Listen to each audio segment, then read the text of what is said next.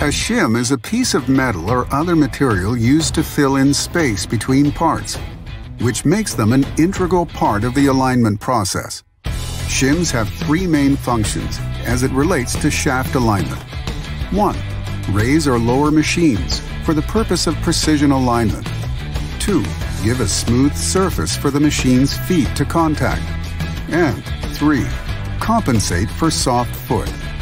Let's look at these three functions in more detail.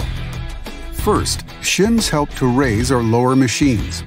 Shims are used to raise the movable machine so that its elevation or height at the shaft center line is equal to the shaft center line of the stationary machine.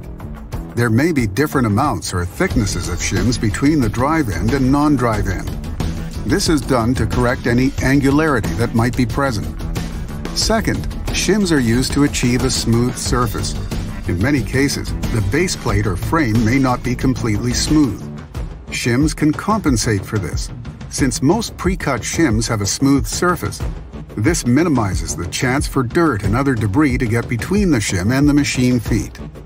Third, shims can compensate for soft foot, which is a common problem when performing a shaft alignment. If one foot is higher or lower than its adjacent foot, a shim can compensate for this irregularity. In some instances, a shim may be cut or stepped to compensate for an angled soft foot.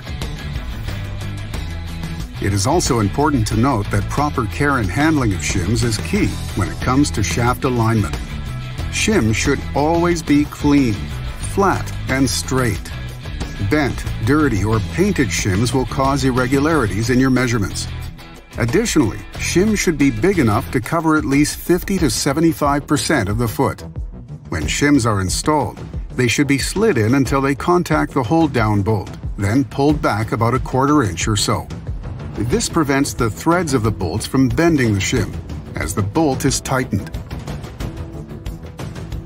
Remember to minimize the number of shims you use. It's always better to consolidate with thicker, fewer shims.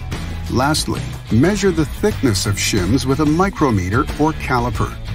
Even small amounts of error on shim thickness can be compounded, causing errors. Measure to be sure that the labeling on a shim can be trusted.